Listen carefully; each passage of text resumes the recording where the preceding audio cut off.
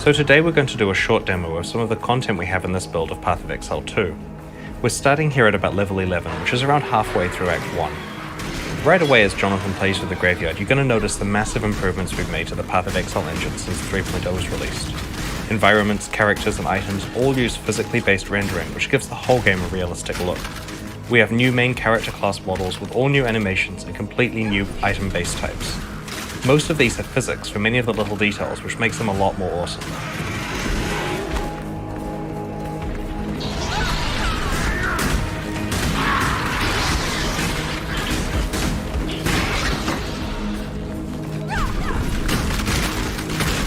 We put a lot of work into updating the skill effects throughout Path of Exile. For example, when you fire a split arrow, you really feel the individual arrows because some stick in the walls and others bounce off realistically.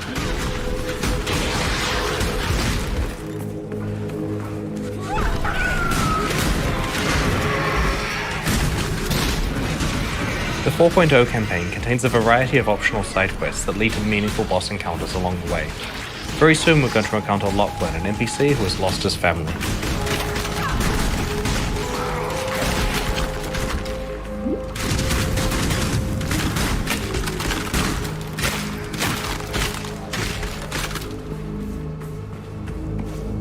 My family, where are they?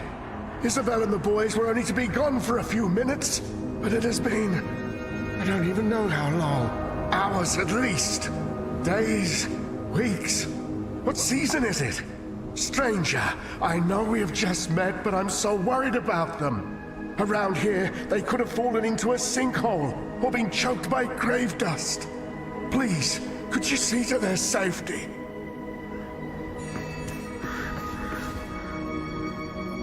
The game has changed a lot more than just visually though. One of the things we have wanted to do for a really long time is to make fundamental changes to Path of Exile's skill system. The skill system in PoE is really cool and versatile. Personally, it's my favorite thing about the game, but there have always been some awkward things about it. We really wanted to find a way to address all of the shortcomings while not sacrificing even a single bit of the functionality that we already have. When you see the inventory here, you will notice something missing: all of the sockets on the items. This is because in Path of Exile 2, you no longer put gems into your items. Instead, the skill gems themselves have sockets, as you can see here, and there is a dedicated screen for socketing them. Jonathan's going to change his split arrow skill for Ice Shot and will add some support gems to it. There are some really big advantages here. For one, every single item in Path of Exile 2 can be a 6-link. This is going to cause huge changes in how players design character builds. In the past, players didn't ever want to have more than one primary attack skill because they could only have 1 or 2 6-links on a character at most. Now, it's totally viable to have multiple powerful primary attacks. The thing I'm really happy about though, is you don't have to screw around with your gems all the time when you're changing items. Check out this bow here. The socket colors you get still come from your items, but now every single bow that drops will have exactly 4 green sockets. This means that we can swap this bow for this other one we have found, and we don't have to mess around with our gems. As we swap between the bows, we can see at a glance all the DPS values for our skills updating. It's still possible to fine-tune socket colors on items when you need to, but because everything that drops has fixed sockets, it's way easier to just pick something up and put it on while leveling. For new players, another really great advantage is that it's now impossible to socket a support gem into a skill gem that it doesn't work with. For example, this multiple projectiles gem can't be socketed into Leap Slam, but you can see with all the highlighted sockets that it will work with the other bow skills. Some of you will be wondering about skills like auras. A lot of the time in the old skill system, you'd throw a few gems together in a 4-link with few or no support gems. How can you do that when you have a limited number of active skill slots? The answer is meta gems. Meta gems are like super support gems that let you put multiple actives into them. For example, we want to run a few different auras on this character. We can put this proficiency gem into the character and load it up with auras. It even lets you bind a single key to enable all of the auras at once. Trigger gems like Cast on Crit are also meta gems, so this means you can put an entire Cast on Crit setup into one gem as one of your 8 6-links.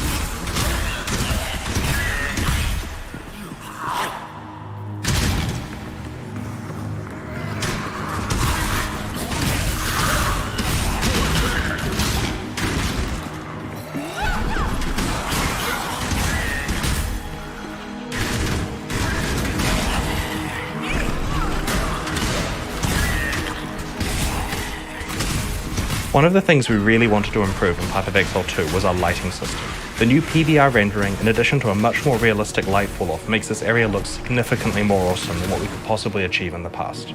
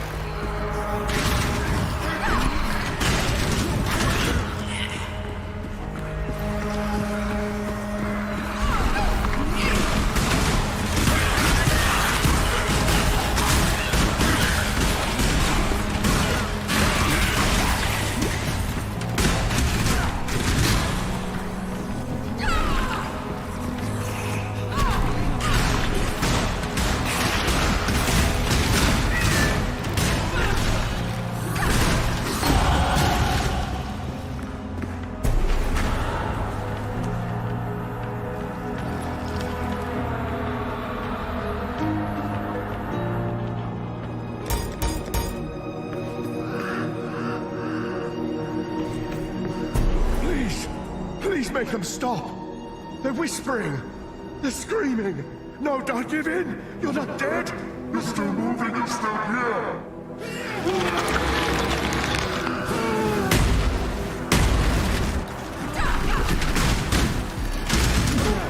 One of the things that's really exciting about creating an entirely new campaign is that we get to apply all of our boss creation skills to early bosses as well.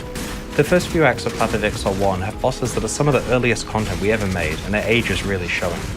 This fight here is the same level as the Fairgraves fight in the original campaign, but it's a lot more advanced.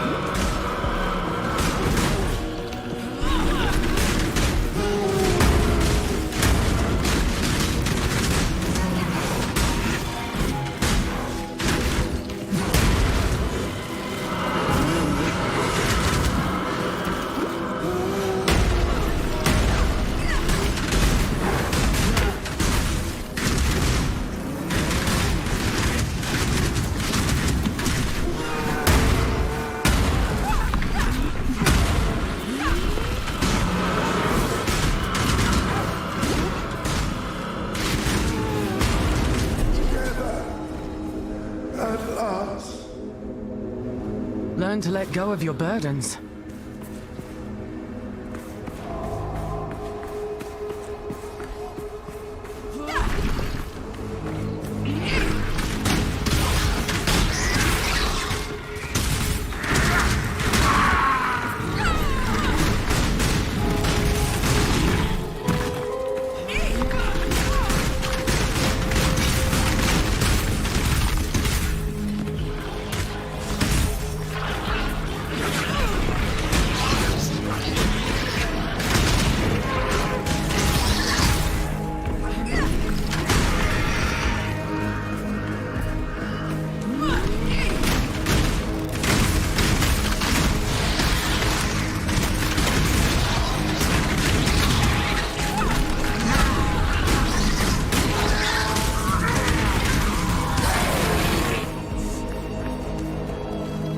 So here we are in the hunting grounds. Now we're going to show you something that players have been requesting for a really long time. In Path of Exile 2, we finally have shapeshifting. Each shapeshift form can use any regular Path of Exile attack that makes sense. Here on the werewolf, we're using Leap Slam and Cleave. One of the other things we thought that was really important with shapeshifting is that you could just change back and forth at any time, walking around in the middle of a skill whenever, just hit the button and go.